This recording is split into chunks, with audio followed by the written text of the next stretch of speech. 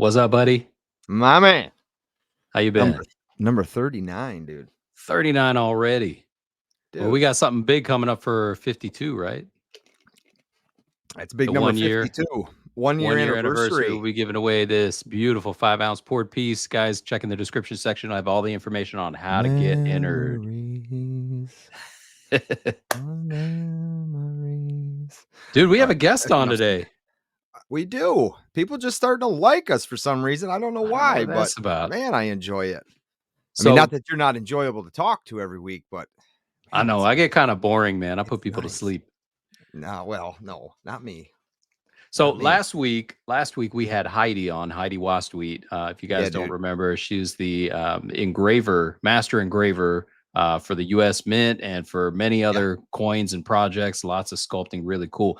Today we have great one. Oh, it was such a cool episode. Today we have the opposite end of the spectrum. Somebody who's really big in social media, does a lot of online sales. Chances are, if you've bought a coin on social media, it's passed through this guy's hands. Who do we got, man? Who do we got? Bring him up. Mr. Edgar Hoya. We have AG Stacking. If you don't know him, guys, this is AG Stacking.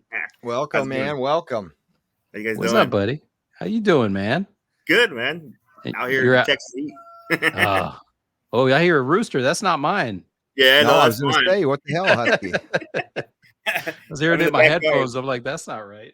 That's cool, man. That's cool. All right, so you are the Instagram flash sale god. I'm making it up, but that's how I see it, man.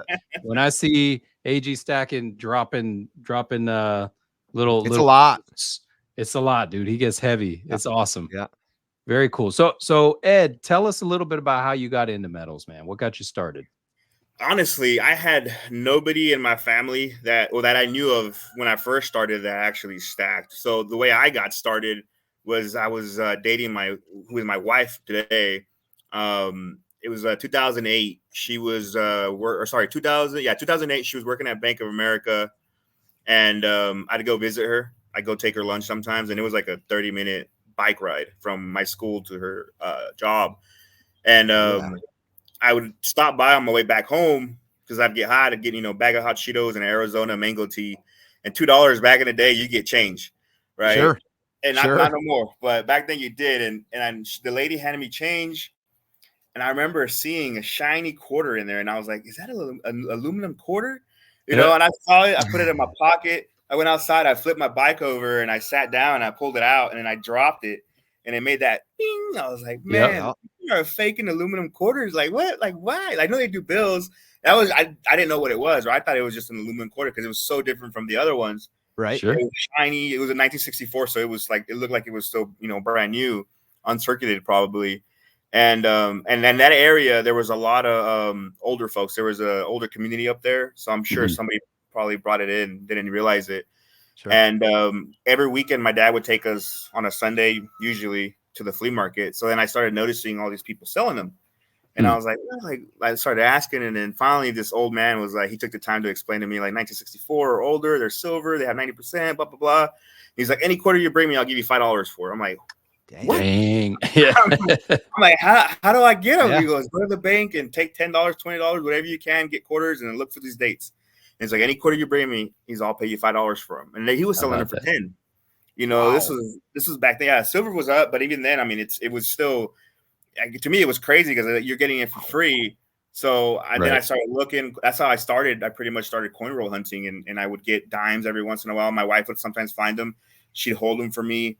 And anytime if I get 5 or 6 of them, I keep half of them and I take them the other half, sell them.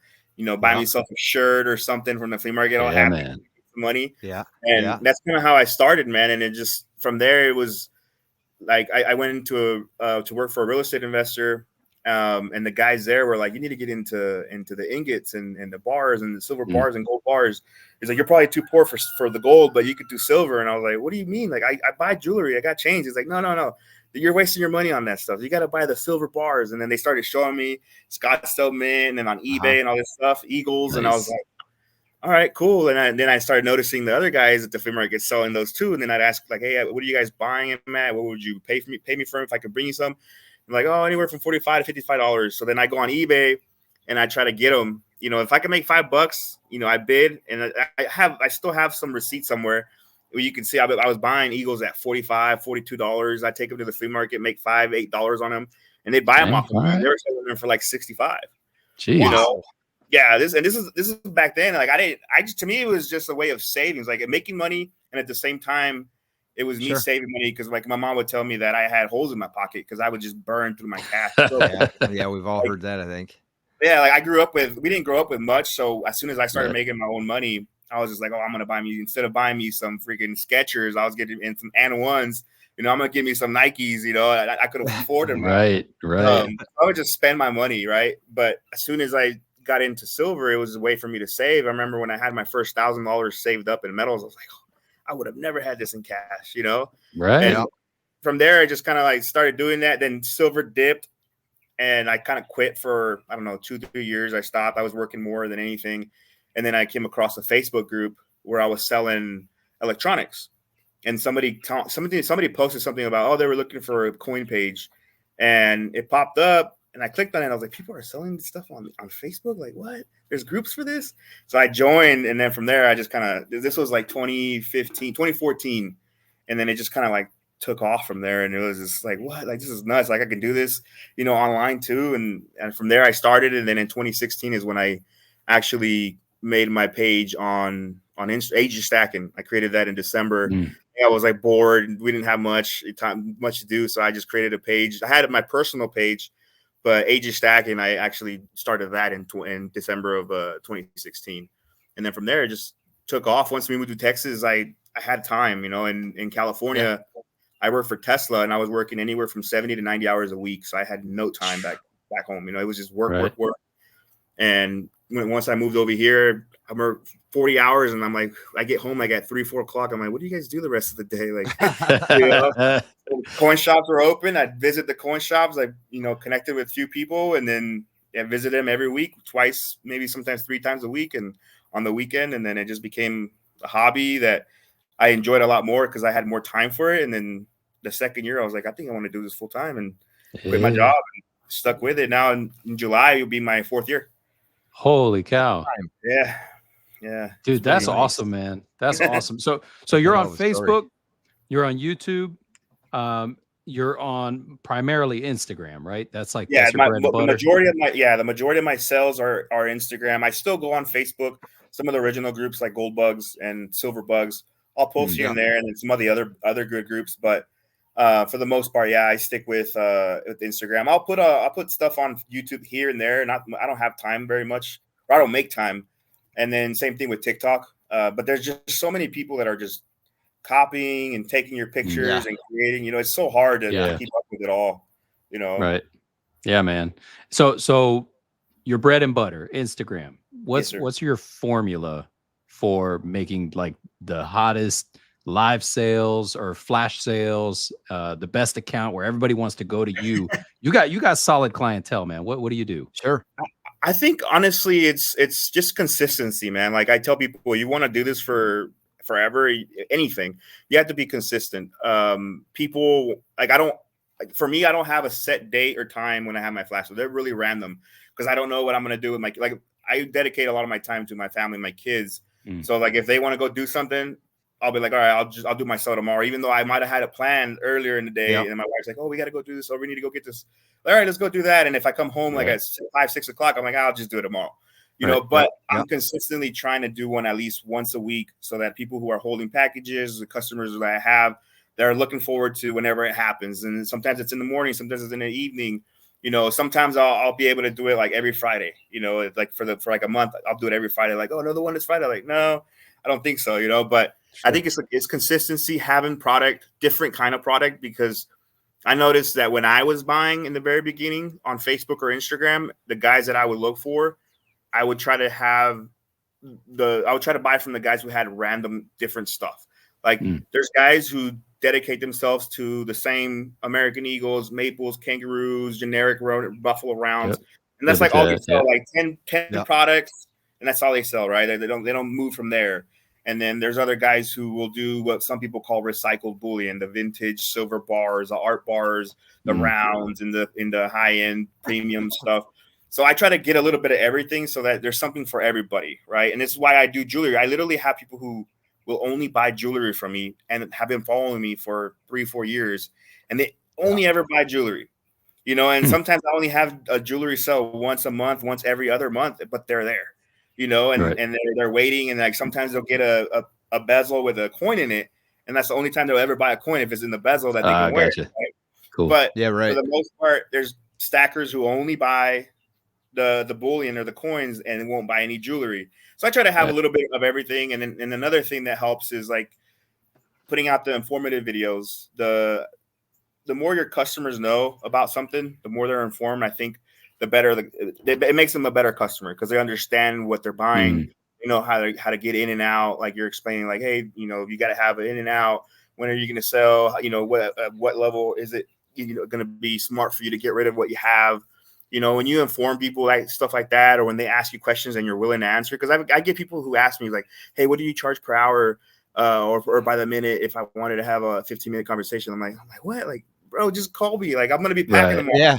I have 8 hours of packing to do. Just give me a call. Like, really? I'm like, yeah. And then I'll be on the phone for like an hour, you know, picking my brain, asking stuff. And I love it because to me, it's like there's so much money in metals that if you look at Instagram, yeah, it's big. And there's a lot of money that goes around. Go to a coin show. Go to some of these shows like Fun or the PA, you know, they're huge. Like you got guys who have tables who have millions of dollars on their table. And, and they're right next to another guy who has another $1 million worth of stuff. And they're selling almost the same thing. And it's like, they don't go back and forth like, oh, I got a better price. Everybody's just minding their own business. They're selling. Sometimes they're even talking to each other.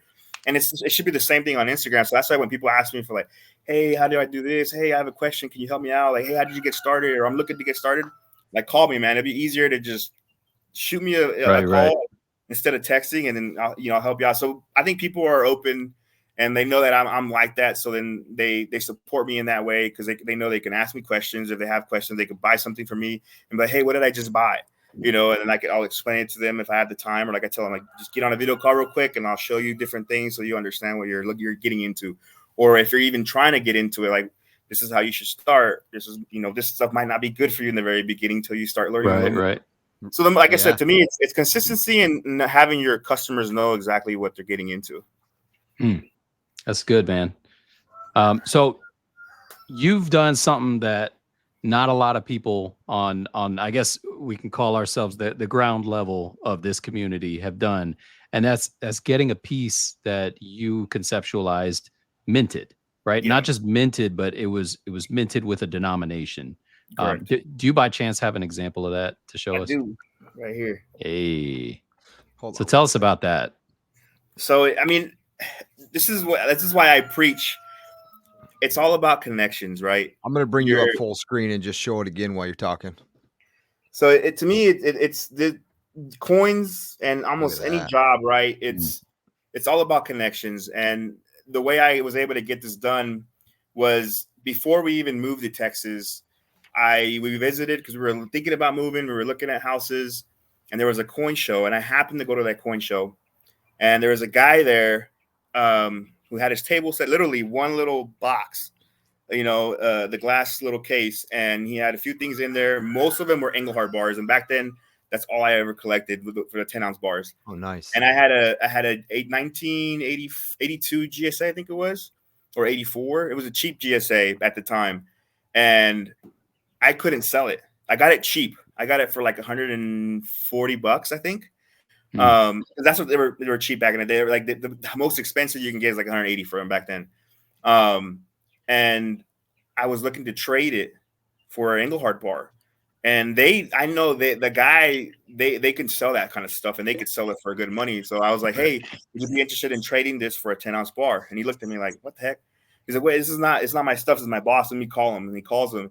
And you can hear him on the phone. He's like, who the fuck would do that? You know, that's crazy. Like, he wants to trade a GSA for an Engelhard bar. Like, hold on, I'll go there right now. And then he's like, he's just gonna come right now. And I'm like, all right, cool. And he comes over and he's like, what are you trying to do? I'm like, I'm trying to trade this. He's like, give me $20 on top. I'm like, you give me $20. The Morgan's worth more than this bar. He's like, no way. He looks at me and he goes, okay, we can do it. And then I was like, I'll tell you what you can price these at, like what you can sell them for. And he goes, and I started telling him like this bar demands this, because there was loaves, there was P loaves, there was the waffle backs, pressed, C series and all that. And he was just like kind of mind blown. It's like, what? Like, well, it's like, if you end up moving over here, here's my card. And this is the guy that was his last show. But it happened to be his last show he ever did. Never went back to selling at shows again. And I met him that day before we even moved, and he was the guy that helped me get this coin done. And it's just like 3-4 months into living in Texas, I finally had a chance, because he was the opposite where we live. He was South Austin and about 50 minutes from my house. And when I worked, there was no chance for me getting there in time because they closed like at 4:30. So I was working over there one day, literally 10 minutes from there. So I took my lunch and I went straight to his shop. And then this guy had a crazy amount. Like, he has a lot of stuff now, but then it was just like, I'm like, oh my God, like silver freaking monster boxes just on racks full of stuff. And I'm like, dude, like, how do you have this in the open? He goes, like, it's how we sell our stuff. I'm like, that's wild. Right. So then I just started connecting to him. I started earning his trust. Anytime he gave me something, I'd be like, hey, I'll come back in 3 days. I'll have your money. Third day, show up to his shop, or I'll shoot him an email like, hey, can I just send you a Zelle, or can I send you a e-check? And he was like, yeah, or a check, whatever. And he take it. I always pay him whenever I told him. So then, like, I remember one time he had me help them count cash, and it was like, I don't know, probably $1 million in cash. I'm like, dude, this is wild. Then he let me into his back office. There's his little office, and he put a 21 ounce Eagles in my hand, and I was like, gold Eagles. I was like, oh, dude, my heart was racing. I was like, I've never had this much gold in my hand, and it was crazy. So I earned his trust, and we became good friends. And till this day, I see him probably once a week. He'll call me, I'll call him for stuff. And, I do a lot of business outside of Instagram with him. And something came up where he had made a coin, and he's made a lot of stuff that you guys probably seen. But he's like, I'm like, would I be able to get something like that done? He goes, yeah. He's like, I could help you. And I was like, no way. He goes, yeah. And so I was like, I've always wanted to do the angel, but I wasn't sure if you could. And then they're like, oh yeah, it's up for grabs. You can do it. So I was like, can we do it? And he's like, yeah, let's work on it. So then he was the one that was helping me. I actually got to meet the mint who helped me create this, or went through him in person. They came down and they had another project. And then he's like, hey, they want to meet you if you want to come down. And so I got to meet them, and we were discussing projects.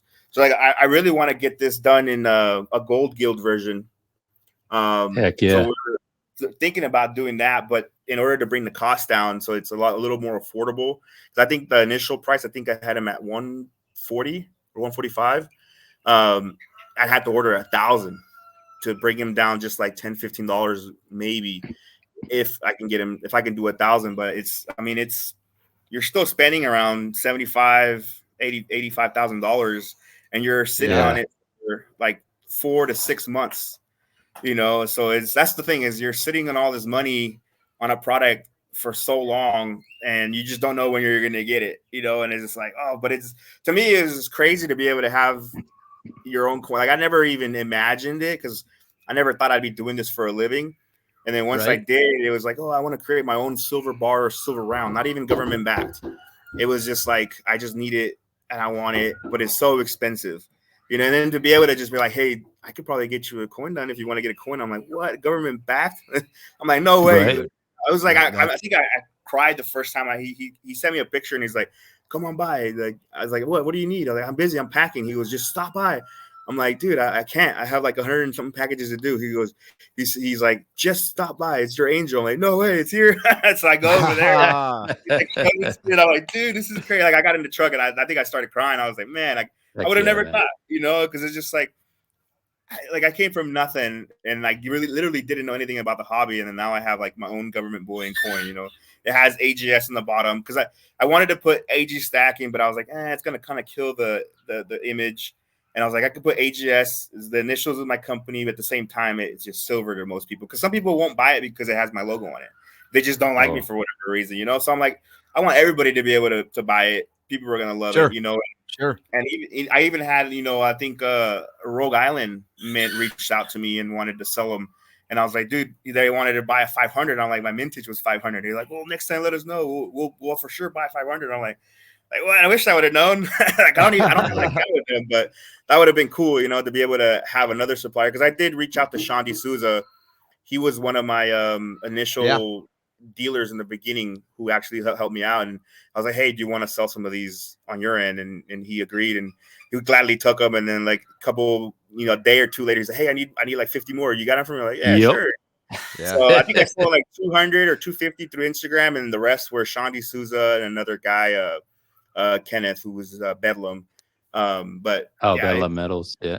So it was cool, man. It was a project like I never would have thought I would have ever even done. Like it never came through my mind just because of it being so expensive to get done, Heck yeah, and man. So it was a great experience. Like I didn't have to do too much, but at the same time, it's still like because initially we wanted to go with Fiji. I think I have the picture, and they didn't allow it. So there was a few different places that wouldn't allow it because of nudity. It wouldn't allow it. I was like, what? Like, what do you mean? But it's the Mexican angel. Like, that's how it's supposed to be. And he's like, no, we can't have it. So this is what it was. This was a Fiji version. She has a blouse on. Covered. Huh. Yeah. Oh. And better that you went through Nui, man. Yeah. I'm glad you went the other way. You could see the Fiji in the back right there. Yep.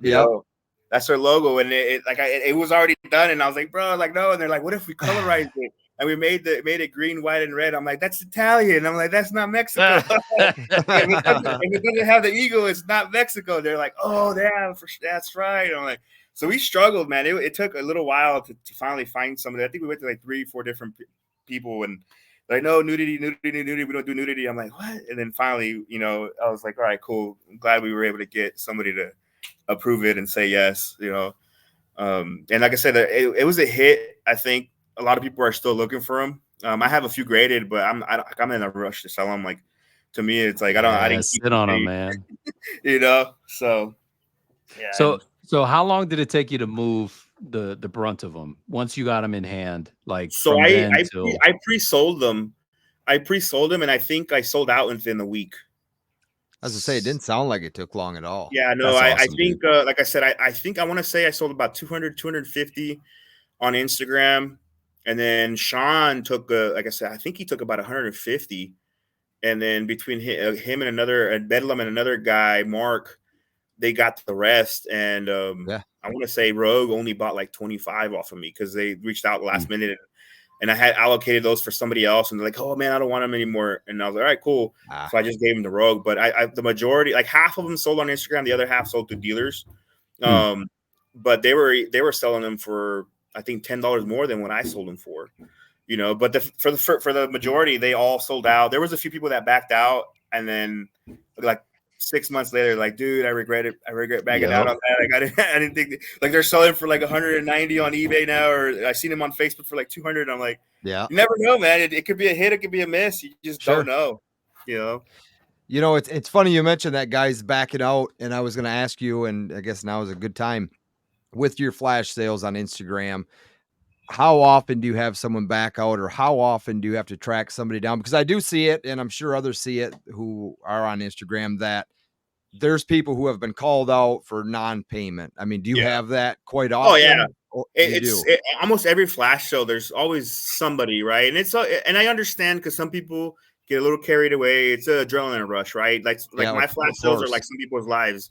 Some people's lives are like, oh, I got to bid. With my flash, it's like, oh, I got to get in on time, right? Yep. And some people get a little carried away, and I understand, especially when there's backup bins, because sometimes people will do backup bins. But what sucks is when they don't respond. I'm very lenient. I'm easy to work with. See that, right? Yeah, and it's just like some people will go a week, and I'm like, hey, you still interested? And they read. You can see that they read the message, and nothing.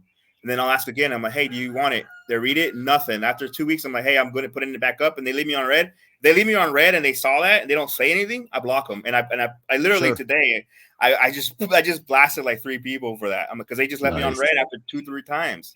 Yeah, no, it's not cool whatsoever. But I mean, because you take any bullion dealer out there that's an online sale. I mean, you do not get the stuff even shipped to your house until a payment's gone through. Yeah, exactly. And my thing is, it's tough on you and tough on your guys. You're yeah, exactly. And that's the reason why I call them out, is because I'm a bigger seller, right? I'm not the biggest seller, but I'm a big seller where I can take the hit and put it in my next flash show. Some of these other guys, they can only go live once a week at a certain time because they have work, they have family, and that's the only time. So if you waste their time, now they got to wait for another week in order to be able to sell it. And they were counting on that to buy more product, to pay for something. And that's why I don't like blasting people, but I do it because I want other people to avoid it in case they're following them. They don't go into their auctions or their sales and then buy stuff or claim stuff and not pay for it because it hurts them. You know, like I said, to me, I can take the hit. I can repost it. I do this for a living. Or I can go back and be like, hey, do you want it? But when you're live, it's hard to remember who else wanted it. Like, you're not going to jot down, let me put you as a backup. You're not going to waste your time doing that. You're just going to like, oh, this guy's going to take it. And you're hoping he pays. And when they don't, that just, it sucks for the guys that do it live. And again, it's just their hobby. And for you to waste their time is the reason why I just started blasting them now on my story. I'm like, hey, this guy didn't pay $200. Like today, I think I did 3 or 4 guys over $1,000 altogether, right? Which is not a lot, but to some people, it's a lot of money. For me, it's just like I put one of the chains up that was $300 something and it sold right away. You know, so again, I have the ability to do that, but not everybody can do that. Right. No, but it's good on your end to do that. Even if it's been 2-3 weeks, that okay, now others that do what you do know, look, this guy's probably not going to pay. Yeah, exactly. Right on. You know? Right on. Cool. Now you've been doing this for some time, and I guess have you noticed any trends in what people want today versus what they wanted when you were first selling? I think that is there are trends, but at the same time, I probably switched over into what I wanted to start selling, right? Because there's some of the stuff that I used to stack at the very beginning was on 90%. People still buy that to this day. I hate selling it. I hate selling. I remember I hit up Sean. Sean had his Facebook group. He had a crap ton of 90%. I'm talking about thousands of face value. And I was like, hey, can I take your picture and pre-sell it? And this is why I stopped doing pre-sales. I was like, can I pre-sell it on my page? He goes, yeah, man, go ahead. Let me know at the end of the day how many you're going to need. And I started pre-selling. I think I had like close to 500 face value that I sold. Wow. And when I got that in, I was like counting for days. Just people wanted $1. I wanted 50 cents in dimes. You know, I'm like, dude, like they weren't buying $5, $10, $20 face. It was like little small amount. I think that alone in 90% was like 80 packages, you know, because it was all like $1 here, $2 here, you know, and I was like, oh man, never again. And that's enough of that. And I had people who backed out on me, but I had already committed and I had to pay him. So I'm like, okay, now the money that I had for this other bullion, I can't spend it because I have to cover what he didn't pay for. And I got to sell that. And like I said, back in the day, I would work more. So then I didn't have time to sell it till a Sunday came around. And even then, sometimes I worked Sundays and there was like hardly any time. Like I was a zombie, just going to bed super late, waking up super early to go to work. But it's kind of like what I used to sell. Now I don't sell it very often. I'll buy it here and there. But if the dealer that I deal with or a couple dealers are buying it at a certain price and I have a lot of it, I'll just take it to them. But there are trends, there's certain things that come out, you know, and you just got to pay attention to what people like. And it kind of helps when there's a lot of guys that do pre-sales. So if you pay attention to what they're selling, you can understand what people are liking. Because sometimes as a dealer, you're like, oh, I think this is going to be a great hit. And then you start seeing all these pre-sales and nobody's claiming anything. Yeah. Like, what happened? Like, why isn't nobody? And then you just kind of like, I see this guy's having a pre-sale, that guy's having a pre-sale, and it's like 1 or 2 people claiming. Then there's other pre-sales where you're like, dude, there's like 100 comments on that thing. Like, you know, so it's like, you just never know. So I watch like some of those guys that have the pre-sale. So then, I'm like, okay, I'm not going to commit to too many because they're probably not going to sell and I'm going to get stuck with them. And then if you get stuck with them, you either got to take a loss on them or hold them until spot goes up. Yeah, right.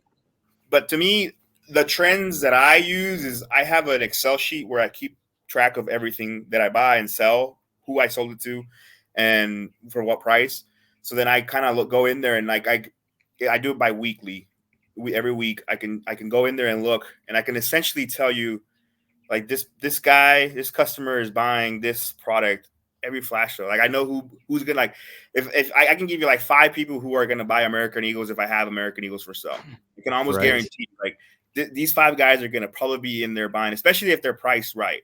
You know, I'm for sure going to have this guy here buy Peace Dollars or Morgans, you know. So there's certain things that I can, with my Excel sheet, because I keep track of everything, that I can go back and like, oh, this is what these guys are buying. So then I know if I come across it, the local shops or dealers or online, Facebook, whatever, oh, that's a good deal. If I buy those, these 10 people are probably going to buy them, you know. And it's not like you're praying, oh, you know, they're gonna buy them, but it's more like, okay, this is what they like to buy. Sure. I should have some of this stuff for these guys, right? Or these people over here, they like to buy this, so I should try to find some of that stuff, you know. And that's kind of like, okay, like I have vintage bars. I know, okay, there's but 20, 30 people that follow me that buy this stuff, so it's guaranteed to sell most of them, right? Like on my flash shows, I probably say about 70% of my stuff sells. The other stuff sits, put it in another flash sale, and then it sells. If it doesn't, I'll have guys that I can sell on the side, or I'll put them up on eBay or Facebook. But at the end of the day, the majority of his stuff sells. But I pay attention to through my sheets, so I know, okay, like this is what people are liking. This is, and then I go visit other pages to see what stuff is selling. Like I do a lot of research, because I'm like, I don't want to get stuck. You have to. Yeah, to me, I buy and I want it to flip it right away. If I can buy it one day and sell it the next, good. You know, I don't want to hold it for long. There's other people who are like, oh, I don't care. I want to get $50 no matter what. I'll hold it for a year. I'm like, not me. Like, if I get it today, I want to sell it tomorrow.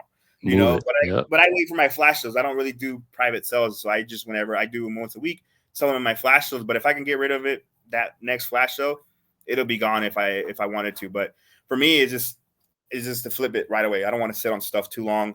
So that I know, like, sometimes I'm like, oh, I'm not going to buy too many. And then I buy like 20 or 30 of them. And I'm like, damn, I should have bought 100, you know? And then there's other times where I'm like, I buy 100 and only 10 of them sell. I'm like, damn, I should have done that, you know? But it's just, you never know. It's a hit or miss. And it's all about buying the stuff right. You know, buying it right. You buy it right, and you won't have a hard time selling it. So on the topic of your flash sales, just one last question on that. Do you have those all queued up and then you just drop them one after another? How do you get them so quick? So yeah, that's a great question. I was going to touch on that too. I just what I do is I have everything on my table, and then so what Costco does is when you walk into their store, their biggest items are up in the front, right? You got the big TVs with the big ticket prices, washers, you know, all these electronics and appliances. As you're walking in, then you start seeing the ticket items start dropping the prices. So you're like, oh, this is cheap. Oh, this is good. And you don't even realize it, but your mind, that's how it works. It's a sales tactic that is used. So I do the same thing with my flash sales. I start off my flash sales with my 100-ounce bars when I have them, 10-ounce bars for sure. So usually my 10-ounce bars go first. I do all my gold last because people just love the gold. So it just goes at the end. Right. But for my highest ticket item, usually our 10-ounce bars, I start off with those first, then my 5-ounce, then my 2-ounce, and then my 1-ounce stuff, right? But I have everything. I take pictures of everything, and I have it lined up as how I'm gonna, like, as I take a picture, I put it in a row. So I take all my pictures first, and then I have my sheet open in case I don't remember what I paid, and then for the most part, like I said, I can go back to the week previously and look, oh, what did this item sell for? Spot's about the same. Okay, I'm gonna put up for the same price. So then I just boom, boom, boom, boom, just go take the picture, put the description, and right away. Sometimes I just copy and paste the description because it's very similar. Yep. And it just goes quick, you know. And but I take all my pictures beforehand, because sometimes, like, my wife, we're going to Costco. It's about a 45-minute drive for us. I'm like, hey, you're driving. I'm going to be having my flash sale. So as soon as I get to Costco, I'm done with my flash sale. And we'll go shopping. Hey, I'll start invoices when I get back home, you know. And that's nice. I just pulled the same thing. My wife drove to the water park we went to this weekend, and the whole time I was editing a video for YouTube. I said, you're driving. I got things to work on. That's good stuff, man. Good stuff. Okay, so AG Stacking as a business, what are your long-term goals moving forward? What are you trying to achieve? So to me, it just, for the most part, like, I plan on doing this for a while. Hold on, this guy wants to say hi. What's up, buddy? Dude, wearing the AG Stacking shirt. I love it, man. Oh yeah. And to me, it's mostly like, I hope to be able to still do this, as I don't plan on quitting, right? Like I tell my wife, like this is something you can do as pretty much retirement, right? Like you don't have to worry about it too much because it's not hard per se. Like, yeah, I have to sometimes stay up till 2-3 in the morning to get some of these packages out.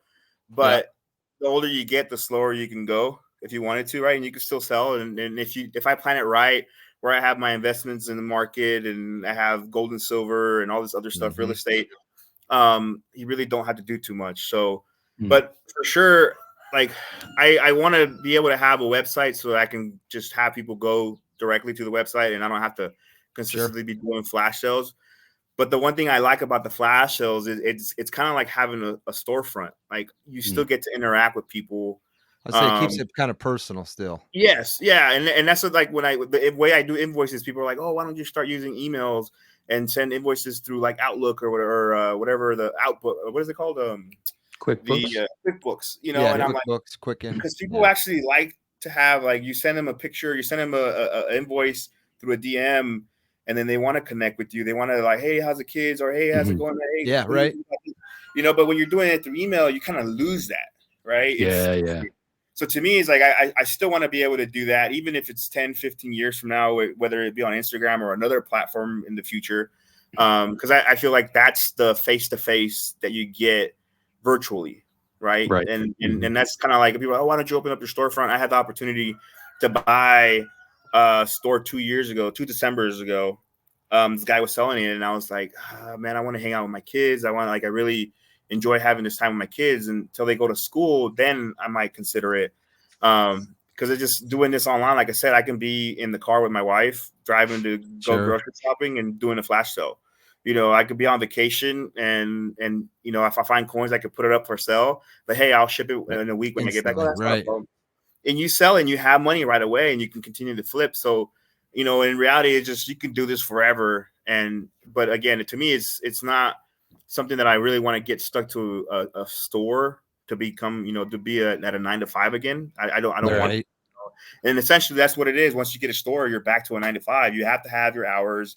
Yeah, you can hire somebody, but that's the hardest part. Like even me now, I have my sister who's helping me, and she helps me with packing. And you know, it's great. Then once she's done, I'm like, I don't know who else I'm gonna be able to have to help me. Like, who am I gonna find? It's hard to find somebody that can do that. And then trust. Exactly, because somebody can literally just walk in, put a 1 ounce gold coin in their pocket, and you're not even gonna notice it until you do your inventory. It's too late, right? Or somebody is like, hey, I'm missing this coin, and you're like, I don't know where'd it go, unless you have cameras, then you can track it back to who took it. But it's so hard to get somebody who trusts. That's why some of these guys who hire people, you ask them like, how long you been working with him? Like 8, 10, 12 years. Because they just from day one, you know, they started with them and they grew and they trusted each other and they're there. So they'll never leave. It's hard to find somebody that you trust, you know? Yeah. So I think we need to wrap this up real soon, but what I wanted to touch on was the market, right? Right now we're seeing spot shooting up more than it has in a while, right? Yeah. So with that in mind, have you noticed purchases increasing or scaling back? Are people still buying? What are you seeing? So this is something I actually wanted to do a video on because I'm getting a lot of people, even other sellers that are like, hey man, it's gotten really slow. Like, or is it happening to you? And for me, it's slowed down some, but the difference with me is I have so many people that are trying to buy my flash shows that the people that normally are in my flash show will stop buying. And now these new people are coming in, like probably the last 2-3 months, every flash show, I've had at least 15 new people. Wow. And some of them are like, hey dude, I finally, after like a year trying to buy from you, like something I really wanted, I finally was able to get in there and get it on time, you know? So that's cool. Right. So but it has slowed down. I noticed that I have been buying a lot more and a lot heavier.